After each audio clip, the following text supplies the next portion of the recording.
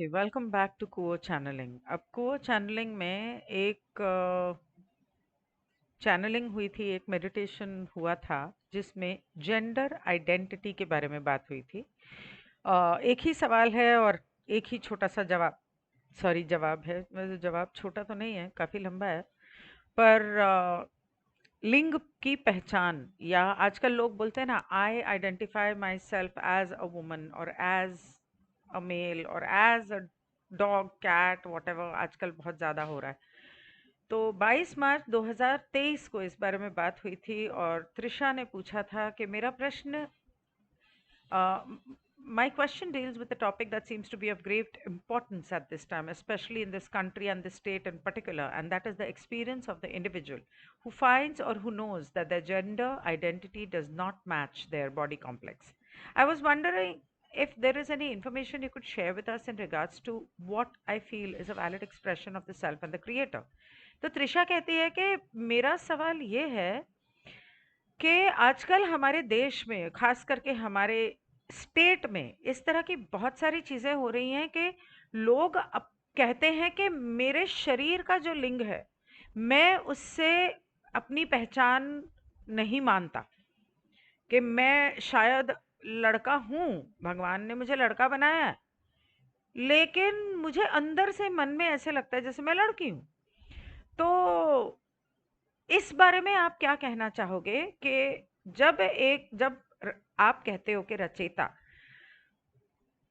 हम सभी के द्वारा अपने अनुभव ले रहा है, तो रचेता का ये अनुभव क्या जायज है? और इस बारे में आप क्या कहना चाहते हो? तो वो कहता है, we find in responding to such a topic and any such topic that is at the forefront of your people's social evolution, and with that, इसको क्या हुआ? And oops, okay. Um, and with which you as a people are attempting to grapple with how to relate to such a phenomena or an expression of the creator, that we must tread carefully in how we respond so as not to influence your considerations of such topics unduly.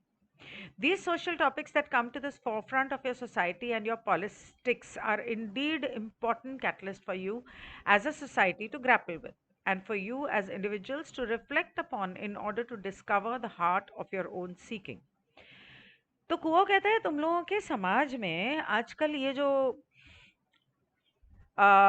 सामाजिक उन्नति के नाम पर जो चल रहा है, काफी ज्यादा हो रहा है और बिल्कुल आंखों के सामने, मतलब हर अ, बहुत ज़्यादा ये अनुभव हो रहे हैं लोगों के, और लोग समझ नहीं पा रहे हैं कि इसके साथ कैसे, इसको कैसे टैकल करें, क्या करें इसका, कि ऐसा हो रहा है दुनिया में, करें क्या, क्या कर सकते हैं, और इसको मतलब इसको हजम कैसे करें। ना तो ये गले उतरता है, ना ये बाहर आता है, गले में फंसा पड़ा है। तो क्या करें और क्या नहीं करें? तो ऐसे समय पर हमें इस ऐसे सब्जेक्ट के बारे में बात करते वक्त बहुत ध्यान से बात करनी पड़ेगी कि कहीं आपकी जो भी सोच है उसको हम ना चाहते हुए आ, उसको हम बदल ना दें या प्रभावित ना कर दें। तो ऐसे जो टॉपिक होते हैं आपकी सोसाइटी में, आपके पॉलिटिक्स में, ये आप लोगों के लिए एक बहुत ज़रूरी कैटलिस्ट हैं, जिससे आपको निपटने की ज़रूरत है, जिससे आपको सीखने की ज़रूरत है कि इसमें आप ईश्वर को कहाँ खोजोगे, इसमें आप प्रेम को कहाँ खोजोगे। And so we may initially respond in a broad sense, in that the meaning of such a phenomena is the same as any other meaning of your experience, in that it is an opportunity for the self. Whether it is a self feeling as though this particular identity applies to them, or the self wanting to relate to an other self expressing such an identity. For the seeker upon the path of service to others, catalyst is related to with acceptance and love and gentleness and understanding. तो वो कहते हैं कि पहले तो हम एक चौड़े तौर पे आपको बड़े तौर पे आपको बताते हैं कि इसका मतलब क्या होता है। आपके जब ज़िंदगी में ऐसा कैटलिस्ट लगता है तो इसका मतलब ये होता है कि आपको ये आपका कैटलिस्ट है और इसमें इन अनुभवों में आपको अपने लिए मौका ढूँढना है, जहाँ अ, आप इसके साथ इसमें आप एक मिनट पढ़ के सुनाती हूँ because it's I don't want to make a mistake here, such a delicate topic, जिसमें ये स्वयं के लिए एक अवसर है, चाहे वह एक आत्म भावना हो जैसा कि ये विशेष पहचान उन पर लागू होती है, या स्वयं ऐसी पहचान व्यक्त करते हुए किसी अन्य स्वयं से संबंधित होना चाहता है कि ये आपकी पहचान है। क्या आप खुद से आपकी ज़िंदगी में अगर ऐसा हो रहा है, या आपके सामने कोई और है जिसके जो इस तरह से अपनी जेंडर आइडेंटिटी के द्वारा खुद को व्यक्त करना चाहता है। दूसरों की सेवा के मार्ग पर चलने वाले साधक के लिए उत्प्रेरक का संबंध स्वीकृति, प्रेम, नम्रता और समझ से है। These aspects of your heart must be put before any consideration, particularly in dealing with other selves, and particularly in dealing with other selves who are in the situation where they are put at odds with society and who experience difficulty because of particular cultural norms and particular ideas about how any individual should express themselves. This is a common experience upon your planet in many different ways, and currently we find this topic of questioning is a particularly powerful catalyst for those individuals experiencing such an identity and those contemplating how society should relate to this expression. आपके दिल के इन पहलुओं को किसी भी अन्य विचार से पहले रखा जाना चाहिए, विशेष रूप से दूसरों के साथ व्यवहार करते समय, और विशेष रूप से उन लोगों के साथ व्यवहार करते समय जो ऐसी स्थिति में हैं जहां समाज के साथ उनको मतभेद में डाल दिया गया है और जो विशेष कारणों से कठिनाई का अनुभव कर रहे हैं। किसी भी व्यक्ति को स्वयं को कैसे अभिव्यक्त करना चाहिए, इसके बारे में सांस्कृतिक मानदंड और विशेष विचार की वजह से उनको समाज में दिक्कतें आ रही हैं। ये आपके ग्रह पर कई अलग-अलग तरीकों से एक सामान्य अनुभव है, और वर्तमान में हम पाते हैं कि पूछताछ का ये विषय उन व्यक्तियों के लिए विशेष रूप से शक्तिशाली उत्प्रेरक है जो ऐसी पहचान का अनुभव कर रहे हैं और जो इस पर विचार कर रहे हैं कि समाज को इस अभिव्यक्ति से कैसे संबंधित होना चाहिए। We would say, to speak more to the heart and to the specifics of your question, that the notion of gender has been greatly distorted within your culture for many, many ages throughout the evolutions of your societies. This idea of gender has its own origins, not just in the biological expression within the second density of the what you would call biological sexes of entities, but even deeper within the origins of the creation that you experience as your octave current Octave. ये मेरे sir के ऊपर से जा रहा है, तो मैं सिंपली इसके हिंदी वाला पढ़ के सुनाती हूँ, क्योंकि मैं नहीं चाहती कि मुझसे गलती से भी कोई गलती हो। हम कहेंगे आपके प्रश्न में मर्म और विवरण के बारे में अधिक बात करने के लिए, अ, मतलब आपके प्रश्न में मर्म और विवरण से बात करने के लिए कि लिंग की धारणा आपके समाज के विकास के दौरान कई युगों से आपकी संस्कृति में बहुत विकृत हो गई है, खराब कर दिया, सत्यानाश कर दिया है, भरता बना दिया है, रायता फैला दिया है तुम लोगों ने लिंग के डेफिनेशन को। लिंग के इस विचार की उत्पत्ति न केवल संस्थाओं के दूसरे घनत्व, जिसे आप कह सकते हैं कि जैविक लिंग के भीतर जैविक अभिव्यक्ति में है, बल्कि सृष्टि की उत्पत्ति के भीतर भी गहराई से है, जिसे आप अपने वर्तमान सप्तक के रूप में अनुभव करते हैं।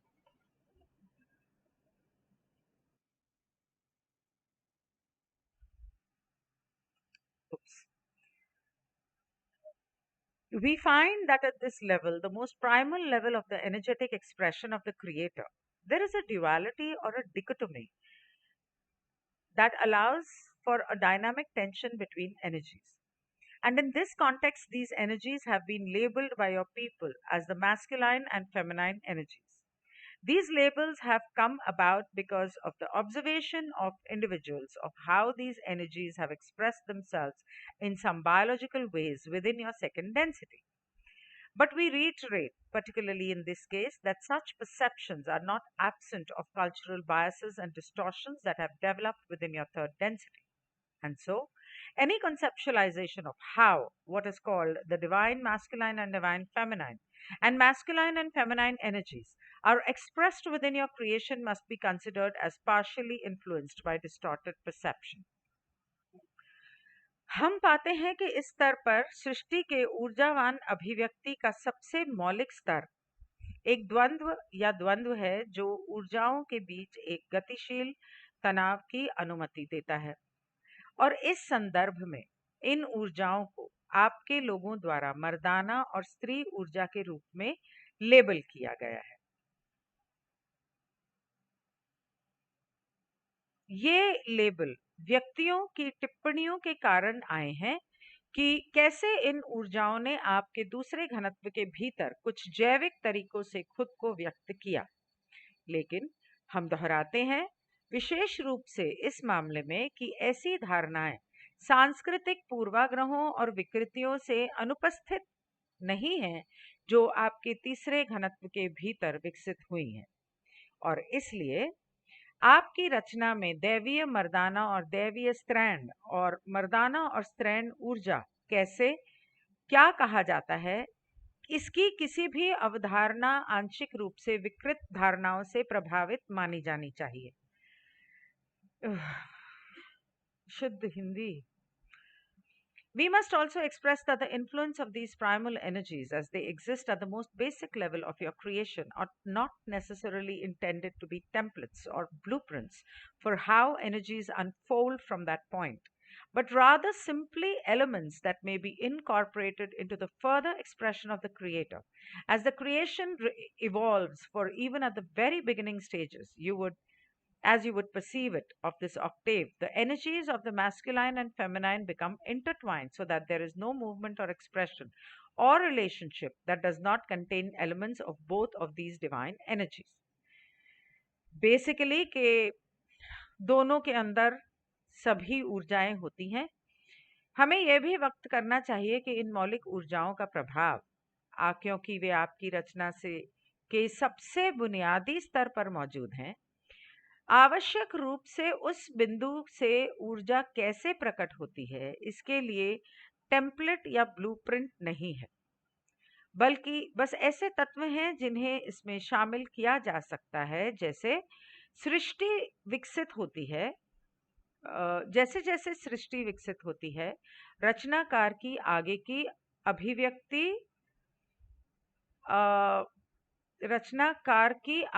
अभिव्यक्ति है। Further expression of the creator as the creation evolves. यहाँ तक कि शुरुआती चरणों में भी, जैसा कि आप इसे समझेंगे, इस सप्तक में मर्दाना और स्त्री की ऊर्जाएं आपस में जुड़ जाती हैं ताकि कोई भी आंदोलन या अभिव्यक्ति या संबंध ऐसे ना हो जिसमें इन दोनों दिव्य ऊर्जाओं के तत्व शामिल ना हो। मतलब कि शुरू से आपके इस ऑक्टेव में, इन 7 घनत्वताओं में, और उसके बाद 8वें में आप पहुंचते हो, मर्दाना और स्त्रैण ऊर्जाएं जो हैं वो एक्चुअली मिली हुई हैं। हमारे शरीर में भी दोनों हैं, चाहे वो औरत है, आदमी है, कोई भी है। और देयर इज नो मूवमेंट और एक्सप्रेशन और रिलेशनशिप। कोई भी ऐसी ऊर्जा, ऐसा रिश्ता, ऐसा शरीर, ऐसा अस्तित्व नहीं है जिसमें ये दोनों नहीं है। This becomes increasingly true as the creation unfolds and entities began to partake and be drawn towards the upward spiraling light. The relationship of each entity within the self and with other self and with the creation becomes more and more complex and more unique, so that not only are these primal energies expressed in every movement and relationship, but take on new qualities that may expand beyond what you as a culture and a society may consider masculine and feminine. And so we arrive at a point at which this question becomes relevant in what you term the transgendered identity of one who feels as though who they are in their heart does not quite match how their body expresses itself. एक अधिकाधिक सत्य होता जाता है जैसे जैसे सृष्टि विकसित होती है और संस्थाएं भाग लेना शुरू कर देती हैं और ऊपर की ओर बढ़ती रोशनी की ओर आकर्षित होने लगती हैं। प्रत्येक इकाई का स्वयं के साथ दूसरे लोगों के साथ मतलब दूसरे स्वतः के साथ और सृष्टि के साथ संबंध अधिकाधिक जटिल और अधिकाधिक अनोखा होता जाता है, जिससे न केवल ये मौलिक ऊर्जाएं हर आंदोलन और रिश्ते में व्यक्त होती हैं, बल्कि नए गुणों को भी ग्रहण करती हैं। एक संस्कृति और समाज के रूप में आप जिसे मर्दाना या स्त्रियोचित मानते हैं, उससे कहीं आगे तक इसका विस्तार हो सकता है।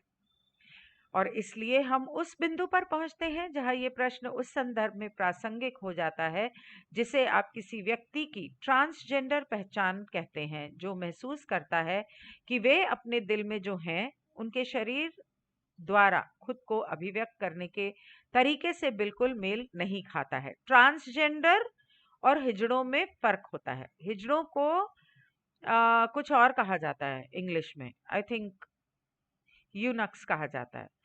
तो हिजड़ों में जो होता है वो बायोलॉजिकली शारीरिक तौर पे अंदर भी और बाहर भी दोनों होते हैं और वो उनकी चॉइस नहीं है, उसमें वो जन्म से पहले ही वो ऐसे हैं।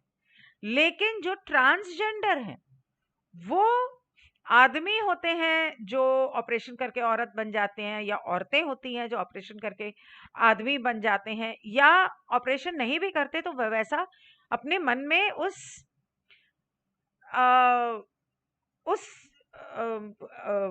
ऊर्जा को मर्दाना या स्त्रैविक मतलब ऑपोजिट ऊर्जा को महसूस करते हैं। We can only say specifically that such an expression is yet another evolution of the sovereign free will of each entity who is partaking of the creation to engage with that creation and take in the energies available, take in the circumstances available, and to incorporate these things into an identity. Sometimes this identity is consciously built up, and sometimes this identity seems to come from within and rise up from the unconsciousness. हम विशेष रूप से केवल ये कह सकते हैं कि इस तरह की अभिव्यक्ति प्रत्येक इकाई के संप्रभु स्वतंत्र इच्छा का एक और विकास है, जो उस सृजन के साथ जुड़ने या उपलब्ध ऊर्जाओं को लेने, उपलब्ध परिस्थितियों को लेने और शामिल करने के लिए सृजन में भाग ले रही हैं। सृजन में इन चीजों में भाग ले रही हैं। Why does it do this?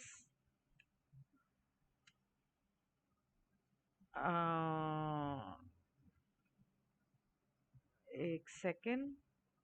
ओहो, ओके। तो उपलब्ध परिस्थितियों को लेने मतलब उनको अपनाने, यहाँ पर जब वो कह रहे हैं लेने तो वो अपनाने की बात कर रहे हैं कि रचना मतलब रचयिता की रचना के साथ ऊर्जाओं को समाने, अपने अंदर उनको अपनाने और उनको अपना एक हिस्सा बनाने, अपनी पहचान बनाने में वो हिस्सा लेते हैं। कभी कभी ये पहचान सचेत रूप से बनाई जाती है और कभी कभी ये पहचान भीतर से आती है, अचेतन से ऊपर उठती है। मतलब कभी कभी तो लोग ऐसा जानबूझ के करते हैं और कभी कभी उनके अवचेतन मन से ये आती है। आपको याद होगा रा ने लॉ ऑफ वन में कहा था कि कई बार ऐसा होता है कि आपने पिछली कुछ जिंदगियों में, क्योंकि आप, एक रैंडम एग्जांपल दूं तो, क्योंकि आप अम, 10 में से 8, 6, 7, 8 जिंदगियों में औरत रहे, और इस जन्म में आप मर्द पैदा हो गए, तो इस जन्म में भी आपको वो वाली भावनाएं और इच्छाएं जागृत हो सकती हैं, और हो सकता है इस जन्म में भी आप एक मर्द होके जीने के बजाय एक औरत होके जीना पसंद करो। दूसरी बात, अ, जो मुझे समझ में आती है कि ब्रह्मांड में कोई लिंग नहीं होता, सिर्फ तीसरी घनत्वता में, दूसरी तीसरी में होता है, चौथी पांचवी में होता है कि मुझे नहीं पता। जहां तक मुझे पता है रा की छठी घनत्वता में तो होता नहीं, और वहां पर वो लोग शायद संभोग भी नहीं करते, मतलब ऊर्जा से ही सब कुछ होता है। तो जब ब्रह्मांड में किसी भी चीज का कोई लिंग नहीं है और हर इंसान में दोनों लिंग मौजूद हैं, तो क्या फर्क पड़ता है कि किसी का शरीर कैसा है और उसके मन में वो किस लिंग का महसूस करता है। और अगर वो जिंदगी जीना चाहता है, उसकी उसमें खुशी है, तो दिक्कत क्या है? क्योंकि उसके अवचेतन मन से वो बात उठ रही है, तो अवचेतन मन से उठ रही है तो हो सकता है कि किसी पिछले जन्मों से हो, ऐसा मुझे सवाल आ रहा है दिमाग में। We cannot say exactly where this unconscious bubbling up of identity originates, but only point out that there are many circumstances and many influences of such an identity, whether it is pre-incarnational, metaphysical, physical, environmental, and cultural. There are many influences upon each individual, and these influences are the purview of the individual to decide how the individual can relate. And it is the sovereign right of each individual to use the free will of the Creator in expressing the identity despite the circumstances of the body complex. हम ठीक ठीक ये नहीं कह सकते कि पहचान का ये अचेतन बुलबुला कहाँ से उत्पन्न होता है, लेकिन केवल ये बताते हैं कि ऐसी पहचान की कई परिस्थितियां और कई प्रभाव होते हैं, चाहे वो पूर्व जन्मात, लो आ गई वही बात, पूर्व जन्मजात हो, आध्यात्मिक हो, भौतिक हो, पर्यावरणीय हो, सांस्कृतिक हो। प्रत्येक व्यक्ति पर कई प्रभाव होते हैं, और ये प्रभाव व्यक्ति के अधिकार क्षेत्र में आते हैं कि वे कैसे संबंधित खुद के साथ करता है। और शारीरिक जटिलता की परिस्थितियों के बावजूद पहचान व्यक्त करने में निर्माता की स्वतंत्र इच्छा का उपयोग करना प्रत्येक व्यक्ति का संप्रभु अधिकार है। इसका मतलब ये नहीं है कि क्योंकि सब ऐसा कर रहे हैं, क्योंकि अमेरिका में ऐसा बहुत हो रहा है कि इन चीजों को बढ़ावा दिया जाने की वजह से और अपनाया जाने की वजह से बहुत सारे मर्द जो नकारात्मक सोच के हैं, वो जानबूझ के कह रहे हैं कि हम तो अपने आप को औरत समझते हैं और औरतों के बाथरूम में घुस जाते हैं और वहां पे उनका रेप करते हैं, या औरतों के जेल में चले जाते हैं और वहां जाके औरतों का रेप करते हैं। बहुत सारे केसेस हो रहे हैं। तो इसका मतलब ये नहीं है कि वो खुद को औरत समझते हैं। अगर वो खुद को औरत समझते तो औरत का रेप क्यों करते वो? We also feel compelled to point out that at this particular juncture of your cultural evolution, that such an expression carries much cultural catalyst for the individual. That too is an influence upon such an expression, for it may be chosen pre-incarnationally to engage in such an expression that challenges the self within society and generates catalyst that requires some intense processing and contemplation on how to relate to such catalyst with acceptance and love, strength and truth, and the ability of the self to step into what one knows is true for the self and to follow that path regardless of the thoughts and opinions of other selves. हम ये बताने के लिए भी बाध्य महसूस करते हैं कि आपके सांस्कृतिक विकास के इस विशेष मोड़ पर ऐसी अभिव्यक्ति व्यक्ति के लिए बहुत अधिक सांस्कृतिक उत्प्रेरक का काम करती है, बहुत ही मजबूत। वो भी ऐसी अभिव्यक्ति पर एक प्रभाव है, क्योंकि ऐसे इसे ऐसी अभिव्यक्ति में संलग्न होने के लिए पूर्व अवतार में चुना जा सकता है जो समाज के भीतर स्वयं को चुनौती देती है और उत्प्रेरक उत्पन्न करती है जिसके लिए कुछ गहन प्रसंस्करण और चिंतन की आवश्यकता होती है।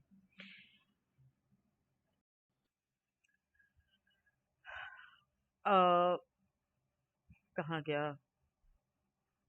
पूर्व अवतार क्योंकि इसे ऐसी अभिव्यक्ति में संलग्न होने के लिए पूर्व अवतार में चुना जा सकता है जो समाज के भीतर स्वयं को चुनौती देती है और उत्प्रेरक उत्पन्न करती है जिसके लिए कुछ गहन प्रसंस्करण और चिंतन की आवश्यकता होती है कि ऐसे उत्प्रेरक को स्वीकृति और प्रेम, शक्ति और सच्चाई और स्वयं की क्षमता के साथ कैसे जोड़ा जाए। जो कैसे जोड़ा जाए जो कोई जानता है कि वह स्वयं के लिए सत्य है, उसमें कदम रखना और दूसरों के विचारों और राय की परवाह किए बिना उस रास्ते पर चलना बड़ा मुश्किल है। We offer a final thought of this notion as it originates within those primal energies that we have described as the divine masculine and divine feminine. As we mentioned, these are simply influences upon which the creation is built. Similar to how the biological natures of second density entities of biologically male entities and biologically female entities are merely influences upon the expression of third density beingness. These influences are not intended to be strictures or restrictions, but rather simply opportunities for the entity to relate. Whether in a way that adopts and incorporates these influences or whether it is in a way that challenges these influences in order to find a new and unique configuration of these influences. And we find that the idea of gender identity, as your culture is currently grappling with, is one example of how an individual may relate to these influences with free will and manifesting their desire to express themselves in a way that is true for them in their heart. हम इस धारणा पर अंतिम विचार प्रस्तुत करते हैं क्योंकि ये उन मौलिक ऊर्जाओं के भीतर उत्पन्न होती है जिन्हें हमने दिव्य मर्दाना और दिव्य स्त्रीत्व के रूप में वर्णित किया है। जैसा कि हमने उल्लेख किया है कि ये केवल ऐसे प्रभाव हैं जिन पर रचना का निर्माण किया गया है, उसी तरह जैसे कि दूसरे घनत्व वाली संस्थाओं की जैविक प्रकृति जैविक रूप से पुरुष संस्थाओं और जैविक रूप से महिला संस्थाओं की तीसरे घनत्व की अभिव्यक्ति पर केवल प्रभाव है।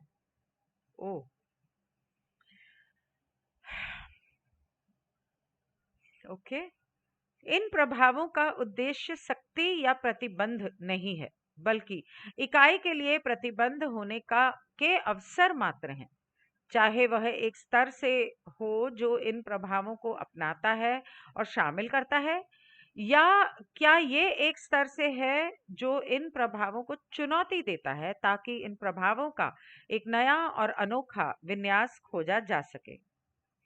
और हम पाते हैं कि लिंग पहचान का विचार, जैसा कि आपकी संस्कृति वर्तमान में जूझ रही है, इस बात का एक उदाहरण है कि कैसे एक व्यक्ति स्वतंत्र इच्छा के साथ इन प्रभावों से संबंधित हो सकता है और खुद को इस तरह से अभिव्यक्त करने की इच्छा प्रकट कर सकता है जो उनके दिल के लिए सच है।